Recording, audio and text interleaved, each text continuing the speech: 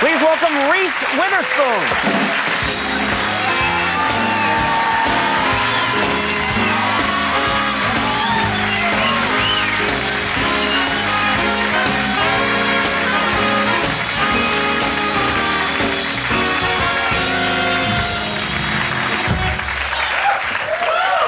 Ray screwed me up, you know. Ray got me thinking, what do you do here? When I go on Regis and Kathy, I just kiss her on the lips and get it over with.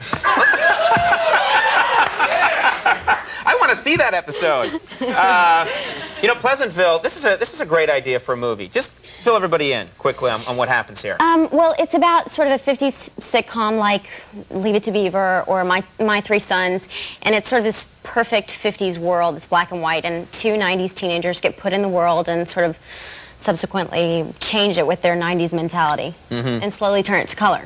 Now, was it fun? Like, they have you guys in the 50s get-ups, and you can't help but notice when you look at these clips, they have you in those ridiculous 50s bras. Who can't help but notice? You can't help but notice. Well, I have auto rewind and pause on my VCR, but you can't help it. Those things are ridiculous. Is it back me up here. Yeah, no. Help me. I don't want to just be out here talking about it myself. They're ridiculous. Because when I wear them, they're very uncomfortable. They are. But they give you a lot of support. And when they first showed it to me, I was like, well, what goes in there? You know, what makes them so pointy?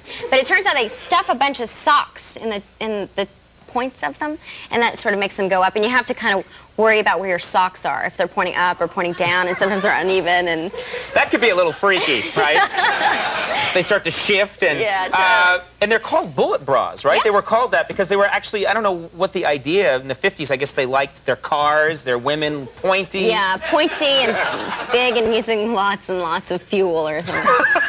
Okay, we took it too far, yeah. I want to ask you about Paul Newman, because I know you worked with him, and he's a guy that I've never met. Yeah. And I'm just, what? He's very cool. Yeah, I would think, yeah. I loved Paul, and, you know, I'm particularly partial to his whole food line. And so I, you know, told him, you know, the only thing that's really missing from your food line is frozen fish sticks.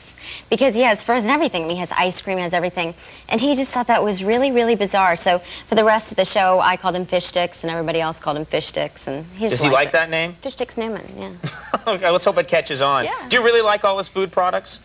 I mean, it started out as popcorn, didn't it? It did. Well, I think it started out as spaghetti sauce. Oh. Am No, I it right? started out as popcorn. Salad dressing, that's right. You're right. It was salad dressing. What the hell were you thinking? I don't know. And I don't know. I haven't tried that. Now, what's he like? Because you did a movie with him. What's he like when he's on the movie set? He's really interesting. I mean, it was such a respectful set, so everybody just listened to everything he ever said. So when he had anything to say, everybody just stopped everything. And one day he came on the set and told everybody he needed their attention, and everybody dropped their cables and their lights and said yes. And he said, I just want to tell everyone that if you cut a donut in 3 pieces, you can enjoy it 3 times as much as one.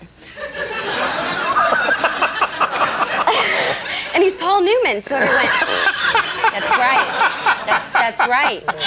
And nobody knew what to say. It was completely bizarre. See, if anybody else says that, it's like, what the hell is your problem? But I know, but it was like, oh, he's so he does great. it. It's like, he's so not great. wrong. Right. He's not wrong. You recently shot a film here in New York City. Right. And you did it like on the streets of New York City.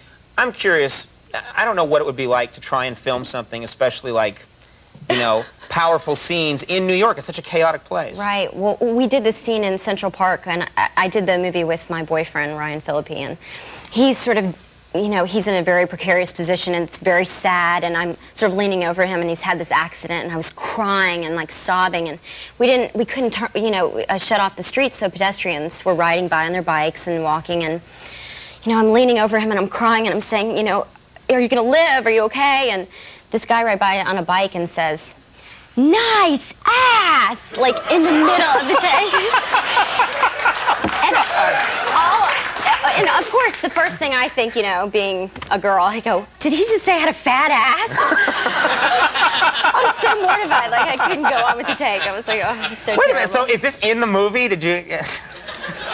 You should have left that part in. No, hey, nice ass! Yeah. And then that guy would go see the movie. Well, yeah. And be completely shocked. Did they grab him or anything, or no? Well, yeah, the director was very mad and turned around and, you know, like, cussed him out and like flipped him the bird and, you know, stuff, just ruined the take, just completely. But it was really funny. But I was just so paranoid that he said my ass was fat. I was just, Yeah, well, he did. In front of all those people. Yeah, yeah. All right, well, the movie Pleasantville is now playing everywhere. Congratulations on that, and come on back sometime. Okay, cool. Okay, everybody, Reese Witherspoon. We'll take a little break right now. When we come back, Dan Natterman's going to be here. He's going to do some comedy. We'll be right back.